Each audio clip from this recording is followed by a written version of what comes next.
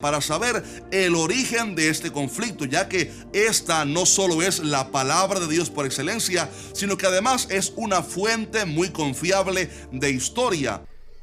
¿Cómo están, amigos de Oriente Antiguo? Aquí estamos hoy, como dice el título del video, tratando de responder una de las preguntas más relevantes para la iniciativa Oriente Antiguo, que ¿es o no la Biblia, me estoy poniendo rojo, ¿es o no la Biblia una fuente histórica confiable? ¿Ya? Y esto a raíz de una situación que pasó recientemente en Instagram, se las voy a contar enseguida, sin antes presentarles a mi invitado de hoy, que es Fernando Tala. Juntos somos Cadena Racional, ya hemos hecho un par de episodios, así que bienvenido Fernando, ¿cómo estás? Hola Víctor, ¿cómo estás tú? Muchas gracias por invitarme a tu canal. Vamos a tratar de generar algún aporte, algún pimponeo ahí con todo lo que yo pueda aportar respecto de esta pregunta que tú dices, claro, que es bastante interesante y bien importante, sobre todo porque produce como una vertiente importante en tu canal, la historicidad o no, o qué cantidad o qué porcentaje Claro. que puede tener los textos bíblicos. Bueno, todo esto la iniciativa Oriente Antiguo ya lleva 3 4 años. Esta es una pregunta que yo hace mucho tiempo quería responder de alguna manera. No me había dado el tiempo de hacer una sesión especialmente dedicada a esto, pero ahora lo vemos más que nunca con los problemas con Israel y Palestina, porque han salido muchos, no sé si a mí me salen mucho más que al resto de las personas, porque a mí me interesan estos temas, Sesgo de confirmación. pero de estos, ya sea los profetas del Apocalipsis o los biblistas expertos digamos, en toda la historia bíblica para atrás, que dicen de que resulta que el conflicto palestino-israelí se remonta a tiempos tan antiguos que vienen desde la época de Abraham, que como tú sabes, Abraham tuvo primero a su hijo con no sé si como la empleada de origen egipcio que tenía Ismael, y luego tuvo, digamos, al personaje principal, que es Isaac, ¿cierto? Quien va a seguir con la línea eventualmente de los israelitas. Entonces, hay gente que viene diciendo que el conflicto viene desde esa época, y yo en un par de videos, respuestas tipo reels, así como un poco cómicos, he tratado de demostrar de que o sea, no podemos tratar como personajes históricos a los patriarcas Abraham, Isaac, Ismael, etcétera, porque vendrían siendo fabricaciones de escritores muy posteriores a la época que supuestamente están mostrando. Y a raíz de eso aparece, llamémosle, un apologista, ya que me comenta con muy detallados argumentos, o un texto muy largo en realidad. Argumento es como un Claro, overstatement en este ya. exacto. ¿Por qué la Biblia debe ser tratada como una fuente histórica confiable? Entonces, empecemos a revisar qué es lo que dice esta persona. Em, Vamos a Iván abrir. CCRD. Lo voy a leer tal cual, ¿ah? Dice: Ya. el escritor Josh McDowell dice que debemos aplicarle 3 pruebas que, de acuerdo al historiador C. Sanders, a todo esto siempre son americanos, ¿ah? O gringos de alguna manera. Pero tú te has dado cuenta que incluso eso se condice con este tipo de chistes ya meméticos que tenemos de que, oye, me lo dijo el doctor Wanchon Flangon de la Universidad de Fresno. Exacto, ¿Cachai? porque Y es porque nos estamos riendo de esa manera de alguien que hace con un aplomo envidiable una aseveración porque lo dijo un compadre con nombre gringo. O sea, créeme porque sí, créeme porque nombre gringo. Entonces, eso se llama falacia de autoridad. Es uno de los dos tipos de falacia falacia de de autoridad. autoridad más común. Es uno de los dos tipos de falacia de autoridad más común, explicados en muy breves segundos y de manera muy prosaica. Una falacia de autoridad supone que tú dices que algo es cierto porque lo dijo alguien que se supone que tiene autoridad. Que tiene estudios, Lo, que está muy instruido. pero hay dos tipos de falacia de autoridad.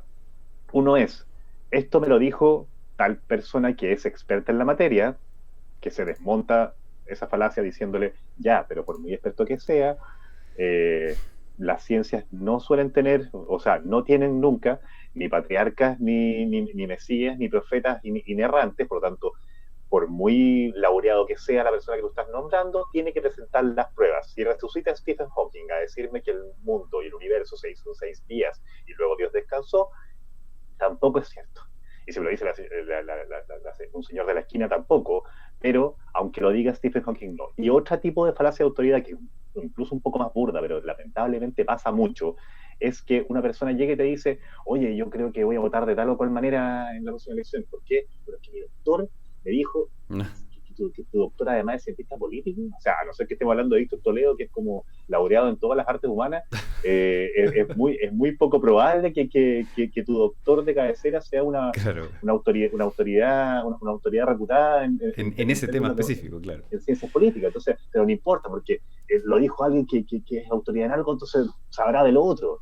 Entonces, esos son los dos tipos de falacia de autoridad, y en este caso no sabemos ni siquiera cuál de los dos es, porque yo no sé si tú a lo mejor bajo tortura podrías decirme quién es C. Sanders y George McDowell. Si lo he escuchado porque siempre estoy conversando con estos gallos, pero si me vaya a nombrar a alguien, nómbrame a Richard Carrier, nómbrame a Bart Ehrman. Bart Ehrman es el compadre. Lo que pasa es que estos son teólogos, entonces son gente... Sí, justo.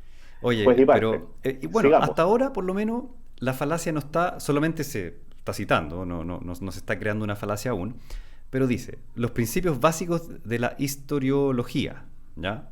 Son la prueba bibliográfica, la prueba de las evidencias internas y la prueba de las evidencias externas, la cual la Biblia las pasa con honores, eso dice. Por ello se le considera fuente historiográfica más importante de toda la antigüedad. Eso incluso podría ser cierto, ¿eh? O sea, por lo extensa, es una fuente. Pero ¿quién la considera? Está bien. Porque dice se considera, hace como un exacto, se considera sobre un sujeto tácito que no estamos teniendo. ¿Quién la considera? Porque es un texto tan extenso acerca de la antigüedad que bien podría ser.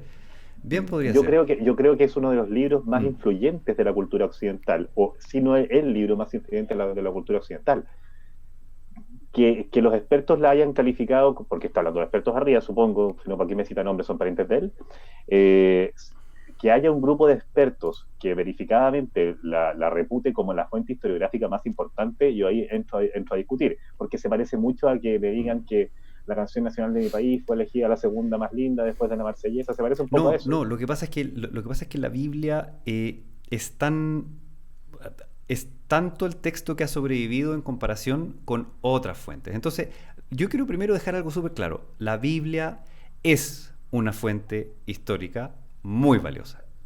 De eso, digamos, difícilmente se puede discutir ese tema, ¿ya? Eso es lo primero que quiero dejar claro. La más importante también podría ser, pero la más precisa, la más exacta, claro. Eso es lo que estamos hablando, ¿ya? Dice...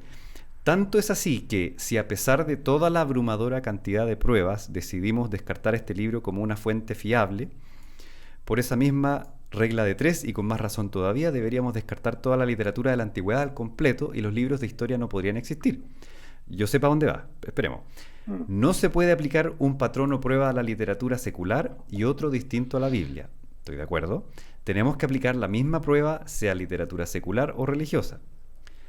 De lo contrario, estaríamos recurriendo a una doble vara de medir. ¿Estoy de acuerdo? Si se es honesto, se verá la hipocresía que supone aceptar la biografía de Alejandro Magno, redactada por Plutarco en su obra Vida de Alejandro del siglo I después de Cristo, 400 años de distancia del biografiado, y luego negar la validez de libros bíblicos, aún algunos escritos por testigos oculares a los pocos años de vida de Yeshua. Esto es divertido porque algunos tipos de cristianos se creen como superiores porque no le dicen Jesús, sino que Yeshua. Pero bueno... Nada, salvo el prejuicio y la cerrazón, él nos está acusando a nosotros de prejuiciosos y cerrados, imagínate. Bien, lo que quiero dejar algo súper claro, especialmente que estoy de acuerdo en toda la segunda parte, de que no podemos tener dos varas de medir, pero tampoco podemos partir asumiendo de que la Biblia es de alguna manera especial. Entonces, la gran pregunta es que ¿estoy acaso aceptando como confiable la vida de Alejandro Magno de Plutarco? No. La mayor parte sí, pero yo como historiador o como científico, yo parto poniendo en duda todo. Todo. Por supuesto, y uno con todas las biografías si quiero hacer una interpretación generosa de este tipo, cualquiera que se enfrenta a algún relato histórico de manera honesta, tiene que hacer el siguiente filtro. Primero, si me dicen que, por ejemplo, nació de una vez que su mamá sintió que le llegaba un rayo y luego un dios le hablaba, porque de Alejandro Magno se hizo un poco ese tipo de cosas, yo son las cosas que empiezo como a dejar a un lado y luego empiezo me fui, espérate. Es que ¿de dónde lo tomamos? No sé si voy a retomar la idea. Dime desde dónde. No, Claro que sí. no sé si cachaste que en un minuto como que se fue el video. Mm. No, dale nomás. Sí, caché que... No, dale, sigue con la idea, tal cual. Porque el audio quedó. Te decía que cada vez que nos queramos enfrentar a algún relato histórico, si queremos hacer una interpretación honesta, generosa de lo que está diciendo aquí el señor que postea, claro, es cierto, nosotros tenemos que enfrentarnos a los relatos históricos sin creerlo todo de partida. Y aquí lo que él está haciendo es partir diciéndome que la Biblia es toda cierta. Y que si no queremos decir que es toda cierta, entonces tampoco vamos a poder decir que es todo cierto lo que leemos de otro personaje. Compadre, te respondo con total franqueza y creo hablar por muchos de los que nos están mirando y por mi compañero Evanel. Nadie cree honestamente que es todo cierto lo que comienza a leer en cualquier fuente historiográfica. No es como partimos. Los creyentes siempre tienden a pensar que nosotros nos enfrentamos a la resistencia cartesiana, o sea, a todo lo que nos pasa, de la misma manera que ellos. Que cuando nosotros tenemos cierta confianza en ciertas teorías científicas o aceptamos la evolución o la teoría del Big Bang, etcétera, es como por dogma de fe. Y no es así. Entonces, el instrumento discursivo que está tratando de usar esta persona es decirme, si tú no crees que toda la Biblia es cierta, entonces tampoco vas a poder creer que todo lo que dice Plutarco de Alejandro Magno es cierto. Es que no lo creo. No lo creo tampoco. Claro. O sea, bien, me cuesta creerlo principalmente por cosas que él se pone el parche en teoría, porque hay una distinción porque de varios años, porque un desempalme cronológico de varios años, porque quizás tenía alguna agenda política al contarlo. O sea, yo me acuerdo que una vez escuché un muy buen ejemplo. ¿Tú te imaginas escribir la historia de Estados Unidos en 2000 años más a partir del Twitter de Donald Trump? Justamente. O sea, no se me ocurriría. Y es por eso que la historia es una ciencia. O sea, tiene su método. Y este tipo estaba a punto de contarme un método, pero luego íbamos a la falacia, si era obvio. El gran aspecto que hay que considerar aquí es que existirá un libro que es una fuente histórica que es 100% perfecta en los hechos que relatan del pasado. No es, o sea, porque yo leo Plutarco y digo, gran parte de esto debe ser cierto. ¿Por qué no? Y leo la Biblia y de hecho la Biblia no hay que tratarla como una sola cosa, porque la Biblia está compuesta por múltiples libros, entonces no es lo mismo leer el libro de Reyes que el libro de Génesis, pero cada uno debe ser juzgado según de dónde viene, cuáles fueron las motivaciones de los autores, etcétera. Pero no existe ni Plutarco ni la Biblia, ni ningún libro de la Biblia, un libro que 100% sea. Incluso cuando decimos que es 99% confiable, ya eso nos abrió la posibilidad a que tenga errores. Y a incluir un error que cambie todo.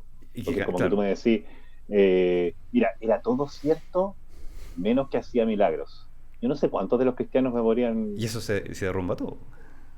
Es que si Jesús no murió y resucitó por nuestros pecados, vana es nuestra fe. ¿Qué sentido tiene? Bueno, así dice, ¿no? Si no creemos en su resurrección, vana es nuestra fe. Ahora bien, dicho todo esto, sabemos que hay escuelas intelectuales por la cultura de donde vienen, que explícitamente declaran que se dedican dentro de lo posible a registrar eventos históricos ocurridos en el pasado. Y por eso que tenemos al gran, digamos, no, está lejos de ser perfecto, pero el gran padre de la historia, Heródoto, ¿cierto? Y toda la tradición greco-romana de la historiografía es distinta a examinar los escritos semíticos que están, pero absolutamente embebidos de ideología religiosa, ¿ya? De teología en el fondo, ¿ya? Entonces, solo por el hecho de que tenemos fuentes que vienen del mundo greco-romano, si es que ya no es mitología así abierta, podemos, ya de partida le va ganando un poquito, solo por el hecho de ser greco-romano y porque ellos saben, ellos están comprometidos con tratar de registrar la historia lo mejor posible, pero no por eso Es que estoy diciendo de que está perfecto. No, claro, y ahí tocaste un tema muy importante, sobre todo con la historicidad de la Biblia para los términos que quizás le importan a esta persona que está hablando de Yeshua para los amigos, Jesús para nosotros los plebeyos. Los romanos, época cronológica, si nos queremos hacer aquí el aspecto situacional, en la que supuestamente existió esta persona, si para algo eran buenos, contando 2 o 3 cosas, si hacemos un top 5 de las cosas para los que los romanos eran muy buenos, acueductos, puentes, guerras y llevar la cuenta. O sea, yo no sé cómo los romanos no inventaron la planilla Excel, pero estuvieron casi. Porque si algo hacían muy bien era llevar la cuenta. O sea, llevaban cuentas, pero como nadie, y de todo. Ya aquí uno saca su perfil de abogado. Uno cuando tiene derecho romano dice, pero de verdad quedó tanto escrito de hace 2000 o 2400 años, pero con pelos y señales, con detalles muy mínimos, y uno dice, oye, y de Bernardo Higgins no sabemos si es cierto que de color tenía los ojos, y fue el otro día. Entonces, Claro. entonces, si para algo era buena esta gente, era para llevar cuentas. Y había muchos historiadores y muchos llevadores de cuentas como empleados del aparato administrativo romano, Por lo cual era muy obviamente bueno están sesgados, pero pero el valor que tenían en sus relatos era llevar la cuenta de las cosas. Hay veces en que el valor de algo está puesto, o el foco de algún relato está puesto en otro lado, como por ejemplo cuando alguien te quiere contar, oye, para mí que el 11 de septiembre pasó tal cosa, y tú ya sabías, cuando ya lleva 45 palabras, tú ya sabes si es de izquierda o derecha. ¿Te cachado eso? Entonces, tal como eso sucede, no es es difícil hacer relatos asépticos. Y por eso que la historia también es eso, es estudiar las fuentes y juzgarlas por cómo son y por múltiples motivos, tratar de hacer una crítica de esta fuente, digamos, cuál es su motivación, cuál es su origen, cuál es su situación de la vida, ¿cierto?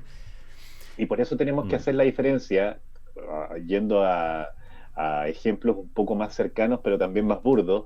No es lo mismo decir, oye, ¿te acordás que a principios de los 90 la tele era súper mala? Y tú vas a decir, no, era súper buena. No, porque era mala, porque daban ese programa, y empiezo a contar yo, y después tú, no, era súper buena, mira, daban el programa que sí. Y llega una tercera persona y me muestra el telegrama del año 92, 25 de mayo, ponte tú, que estaban dando en la tele. Tú ves que somos 3 fuentes historiográficas en este momento. Sí, exacto. Pero hay 2 con agenda, y una que quizás tiene agenda, porque a lo mejor el telegrama quería que vieran tal canal y tal otro no, quizás cómo le pagaban para ponerlo más arriba, más abajo en las programaciones, entonces nunca lo sabremos. Pero obviamente que su foco estaba en relatar cronológicamente las cosas que iban pasando para ordenarlas, porque ese era el valor que tenía ese relato. Y los romanos para eso eran muy buenos. Por lo tanto, si hubiera existido una persona luego de cuya muerte salieron los muertos de las tumbas y desfilaron por las calles, yo creo que alguien me lo habría contado. Espérate. O que Sigamos con... Sorry por adelantarme un poco. No, ya te fuiste para el otro lado. Vamos a las pruebas. A las pruebas como ya que él me las enumera de manera tan ordenada. Entonces, dice, 1. Prueba bibliográfica. Se trata de un examen de la transmisión textual mediante el cual los documentos llegaron a nosotros. En otras palabras, ¿cómo de confiables son las copias que tenemos en relación con el número de manuscritos y el intervalo de tiempo transcurrido entre la original y la copia existente? Tenemos escritos de Tucídides, Heródoto, Aristóteles, César, Tácito o Tito Livio, y de cada una de estas obras nos han llegado unos pocos manuscritos, en algunos casos menos de 10, y el manuscrito más antiguo es posterior en torno a 1000 años, a veces más, a los escritos originales que nunca llegaron a nuestras manos. En contraste, el Nuevo Testamento, a todo esto él está haciendo pareciera un copy-paste acerca del Nuevo Testamento, cosa que yo no me he metido a argumentar contra el Nuevo Testamento. Podemos hablar otro día de eso, pero yo estoy hablando del génesis de la historia de Abraham, entonces no corresponde. Se arrancó varios cientos Claro. de años si es que respetamos la cronología de Dionisio el Exiguo Sí. y otro, ¿cachai? Pero si respetamos la analogía, está como 800 años de diferencia, ¿cuánto? No, o sea, ¿500? piensa tú que Abraham, si es que uno lo ubica en el tiempo donde Es supuestamente existió, el fin de la bronce, ¿dónde está ese tiempo? no, incluso antes, el Bronce Medio, de la época como de Claro, Hammurabi, 1700 antes de Cristo, claro, se po. habla, eso es lo que se habla, y por eso que los judíos, algunos judíos a veces dicen, nosotros somos un pueblo que tenemos 5000 años, porque Abraham tiene 5000 años, pero son cuentos. Pero espérate. Entonces habla de que existen 20.000 copias manuscritas del Nuevo Testamento. Está bien, sí, ok. Redactadas en su mayoría por testigos oculares de primera mano. Cuidado, pero ya. Hay momentos, ¿ah? Pero no me importa, hablemos de eso otro día. Y datadas al siglo primero después de Cristo, es decir, solo unas pocas décadas después de que ocurrieran los hechos. ¿Cómo es posible que nadie dude ni por un instante de la veracidad de esos autores clásicos y sin embargo se ponga en telo de juicio la Biblia? Entonces, yo no pongo, ok, estamos hablando Sí, solamente, mira, este es el fenómeno, estamos hablando solamente de si las copias que tenemos hoy día son fieles a sus documentos originales. Si eso no me importa, eso no me importa. Pero ya, pero ¿Mm? siempre que pudiéramos hacer ese rastreo, porque yo, por ejemplo, No, pero él lo dijo, voy a lo tocar, presentó. Si es que queremos vamos a, hablar del Nuevo vamos, Testamento, las copias son pero muy vamos a hacer similares. ¿Mm? vamos a seguir con la interpretación generosa de lo que dice este tipo, porque yo, y creo que tú también, Es que le quiero dar todo lo que quiera, no me importa. en honor al tiempo, le damos todo lo que quiera para que él primero se contradiga a sí mismo y después vamos a ver si es que, si es que calza con la realidad externa a su relato. Respecto al Antiguo Testamento, igual, los manuscritos del Mar Muerto demostraron lo similares, muy, muy similares, no sé si usar la palabra idéntico, pero sí, muy, muy similares, muy confiables de las Biblias modernas y traducidas y todo, el texto masorético versus los textos de la época ¿cómo se llama? De los manuscritos del Mar Muerto, pero incluso los manuscritos del Mar Muerto, que son lo más antiguo que tenemos, es bastante posterior, bastante tardío Claro, de lo que son los textos originales. Ahora me da lo mismo, porque único que me importa es quién y por qué escribió los textos originales, especialmente del Génesis. No me importa si son exactamente iguales. No sé si me entiendes lo que te quiero decir. claro. No nos acerca en nada a concluir que todo lo que dice la Biblia ocurrió realmente, sino que nos dice los manuscritos son los mismos a los que se escribieron por primera Hay vez. copias. O sea, tu copia de Harry Potter, que es de la 27ª edición de la Piedra Filosofal, es igualita a la del año, a la primera edición. Cambian un par de palabras, pero es precisamente 99% Claro. igual. Así que eso Y es una prueba de Harry Potter. irrelevante, ¿cierto? Entonces, está bien, sí, bacán que el Nuevo Testamento hayan tantos manuscritos y eso nos habla de la locura que hubo en ese tiempo por escribirlo tantas veces versus en desmedro de otras fuentes increíblemente valiosas también. Pero está bien. Bueno, sigamos con la segunda prueba. Dice, prueba de las evidencias internas. Trata de Wow. determinar si un documento es fiable y hasta qué punto. La crítica literaria todavía sigue la máxima de Aristóteles. El beneficio de la duda se debe atribuir al documento mismo, no al crítico. En este sentido, no se debe asumir que hay fraude o error en un texto, a menos de que el autor se contradiga a sí mismo o aporte aspectos inexactos respecto a los hechos conocidos. Respecto de hechos conocidos. La proximidad geográfica y cronológica de los testigos, voy a terminar y después conversamos, Mm. de los testigos a los acontecimientos de la vida de Jesús confirma su fiabilidad. Los apóstoles hablaban frente a espectadores no siempre amistosos y les decían como vosotros mismos sabéis. Lo que él quiere decir ahí es que hay gente que, que no está de acuerdo con todo dentro del texto mismo, dentro del relato mismo. Hay opositores y por eso que es confiable. Está bien, está bien. Y que no eran contradichos. Los evangelistas relatan muchos incidentes que de haber sido inventores o inventados los hubieran encubierto. La huida de los apóstoles tras el arresto de Jesús, la negación de Pedro, todo lo que hicieron mal en el fondo. El hecho de que Cristo Claro. no hizo milagros en Galilea, etcétera. Finalmente los datos... O sea, nos está diciendo que el hecho de que alguien te cuente cosas malas de alguien, de que alguien te cuente cosas malas de otro alguien, da prueba de que son confirma, verdad. Claro. Puede ser, claro, de que haya una porque él no confiabilidad tendría por qué adicional. contar cosas malas, o sea, solo quisiera contar Claro. cosas buenas. La última frase es importante. Finalmente, los datos que se aportan de monarcas, fechas, sucesos, gobierno, cosa que está bien documentada y es cierta, concuerdan con los de la sociedad de su tiempo. Entonces, esta es la famosa prueba de las evidencias internas. Y claro, efectivamente el contexto del relato, pero es que de nuevo se nos fue al Nuevo Testamento, entonces tenemos ese gran problema.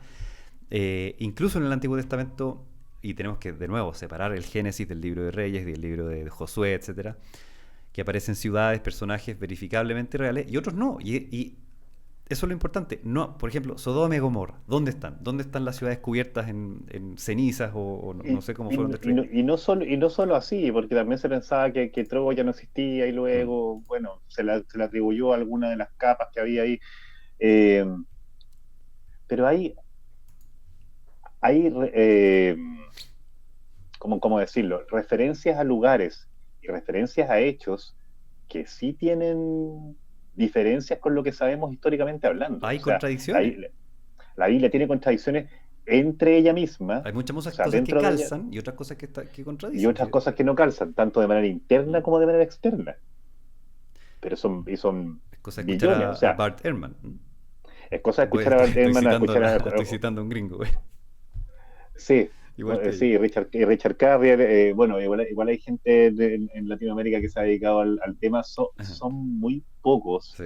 porque tendemos los sudacas a ser un poquito más cristianos, pero como grupo, pero sí, o sea, y bueno, nadie te está citando a alguien diciéndote es porque él lo dijo que es verdad, sino que cualquiera Sí, de los que están mirando puede ir a visitar a Bart Ehrman, lo podemos escribir por ahí, pues lo puede después escribir Víctor aquí en algún GC, para que ustedes se nutran de evidencia verificable. Si al final así tiene que funcionar esto, no es cosa de llegar y decir algo, si al final es eso. Acuérdense que lo que estamos buscando es evidencia irrefutable de que todo lo que dice la Biblia realmente ocurrió. Es algo, o sea, es impensable, es tan difícil de probar y hay gente que dice, no, pero es que tenemos que compararlo con Plutarco, con no sé qué. Lo único que pido, o sea... Porque tú le crees a Plutarco, le crees todo. El otro, o sea, la persona argumenta, yo digo que la Biblia es 100% confiable y lo único que yo quiero argumentar es que la Biblia puede ser 99% confiable y es mucho menos. Pero solo quiero y con que hayamos desmontado el que sea 100% confiable, se abrió todo. Aunque tú me des un 98,75%, en ese porcentaje restante, en ese saldo de imprecisión, te puede caber lo que sea, precisamente porque la Biblia se supone que abarca de que inició el mundo mismo. Entonces, ¿tú sabes cuánto es el 1% de la historia de la Tierra? Es caleta de tiempo. Sí, entonces con que no sea 100% cierta, ya tenemos un gran problema con el postulado que escribe esta persona. Vamos al tercer argumento. Dice, prueba de las evidencias externas. ¿Cuáles son las fuentes que existen fuera de la literatura que se está analizando que comprueban su exactitud, confiabilidad y autenticidad? Agárrenme acá. Sí, claro.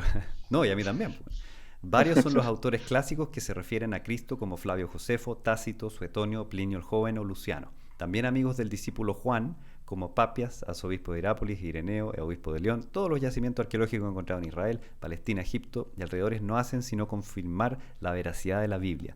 Los masoretas transmitieron las escrituras de generación en generación como un cuidado escrupuloso, punto por punto y coma con coma, hasta el extremo de que los descubrimientos del Rey del Mar Muerto en 47 nos confirman que el Antiguo Testamento actual es en esencia el mismo, pero volvió como al otro argumento parece, pero bueno. También hay testimonios paganos como de los jeroglíficos egipcios con la piedra Rosetta a la cabeza o las inscripciones de Palestina, así como otras de Asiria y Babilonia, entre otras. Y aquí la piedra Rosetta es donde, no, claro, se ha referido a la estela de Merneptah, pero me imagino. Aquí es donde yo quiero detenerme un minutito, porque esto es lo que yo hago, es estudiar la historia que cuenta la Biblia, pero a través de las otras fuentes y tratar como de hacer un equilibrio entre todo. De como decir, cómo realmente pasó, solo que no estoy tomando la Biblia como digamos, no quiero confirmar la Biblia, sino que la estoy tomando como otra más de todas las fuentes. Entonces... Entendido como que la Biblia habla sobre o sea, tiene postulados históricos, tiene postulados Muchos. que se inmiscuyen en la historiografía, y que si queremos tomarlos con esa seriedad, tenemos que, tal como nos dice este hombre, tenemos que verlo con evidencias internas, con evidencias externas. Alguien más habló de eso. Dicen que Harry Potter, ese libro que se escribió hace 3.000 años atrás, van a decirlo Claro. los literatos del futuro, vivía en la ciudad de Londres. ¡Londres existió! Y Spider-Man En el continente sumergido de Inglaterra existía Londres. claro. Para decir otro, o sea, Harry Potter existió porque en su historia dice que existía Londres y Londres existía. Spider-Man vive en Nueva York. Ergo, Ergo existió.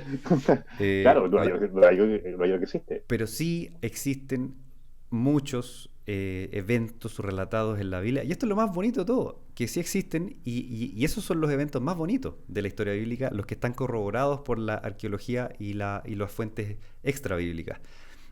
Solo que todos ellos pertenecen o sea, son posteriores al año 1000, excepto por la estela Merneptah, que más o menos nomás, que no cuenta ningún evento Pero bíblico. los vencimos, los borramos del mapa, pueden Claro, ser claro, ellos. eso. Pero vencer y borrar del mapa a la gente era algo que los egipcios hacían harto, ¿ya? Todo lo que tiene que ver No, con no. los asirios, los babilonios del siglo VIII, de los babilonios en el siglo VI, todo eso está muy firmemente confirmado y eso no Claro. significa que todo lo que relate el libro de Reyes ocurrió tal cual, sino que a grandes rasgos la sucesión de reyes y su relación con las potencias que conquistaban el Levante en esa época, más o menos fue así, solo que está decorado con situaciones como teologizadas, ¿cierto? Porque Con la agenda y con la visión que tenían ellos entonces, de unos reyes u otros cuando había conflictos entre claro, ellos. entonces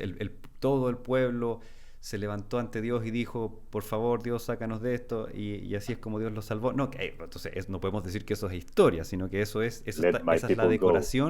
la decoración que le ponen, ¿ya?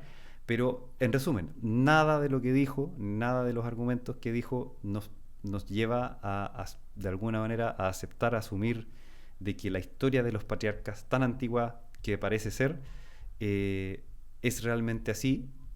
No me molesta que haya existido un tipo llamado Abraham hace mucho, mucho tiempo, simplemente que sabiendo más o menos la fecha en que toda la Biblia fue escrita, yo no puedo imaginarme cómo un texto puede sobrevivir tanto tiempo.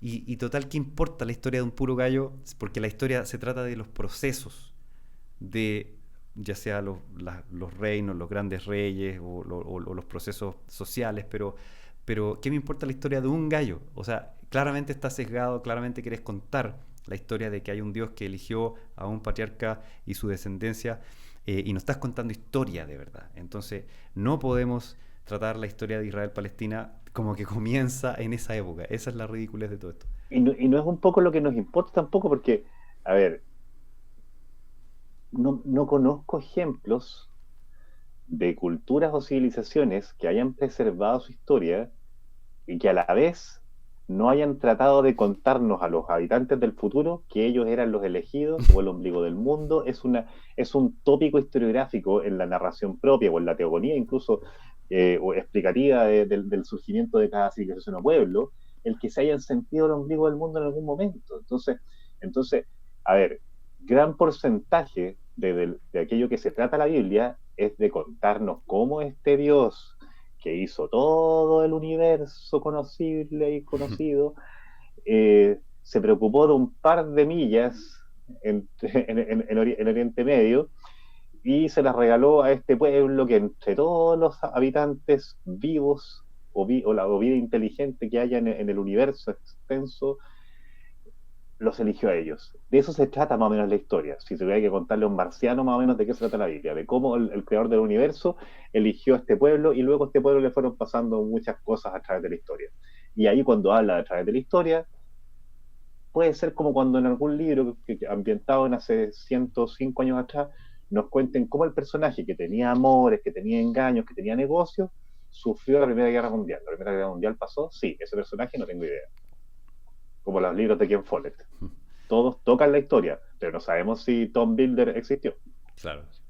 Es un poco, si quería colgarme de lo mismo, es un poco morboso lo que hacen algunos algunos personeros de ciertas religiones, porque cada vez que hay algún conflicto, que los hay hace miles de años ahí donde estamos viendo lamentablemente lo que ha ocurrido y que está en boca de todos últimamente, o sea, desde que hay registro histórico, ahí hay guerras fuertes y conflictos que parece que no acaban nunca, pero pareciera que todos estos milenaristas,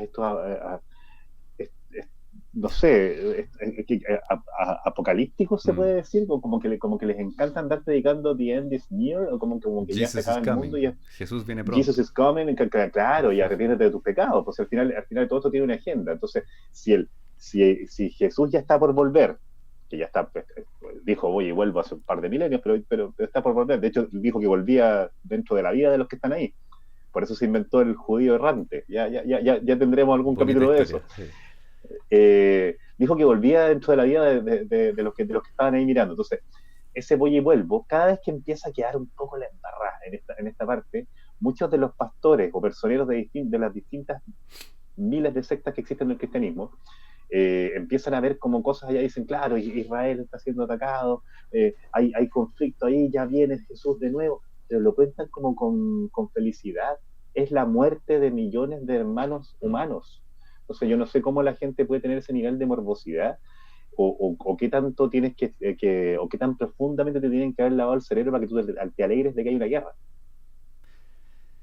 Esos son los tiempos que vivimos, amigos. Y estamos viviendo tiempos súper interesantes, especialmente por, como les decía, todos estos profetas del Apocalipsis que están saliendo y los pastores están realmente incendiados con narrativas bíblicas de lo que está pasando. No podemos tolerar eso. Así que, amigos, esa es nuestra refutación, nuestro debunking a los argumentos presentados. Espero que les haya gustado este video. Y bueno, no se olviden de apretar el botón suscribir en el canal de Oriente Antiguo. Pronto volveremos con Fernando Tala para nuevos episodios de Cadena Racional. Así que gracias, Fernando, nos vemos muy pronto. Y nada, estamos viéndonos para nuevos videos de Oriente Antiguo. Chao, chao. Espérate. Chao, chao. Voy a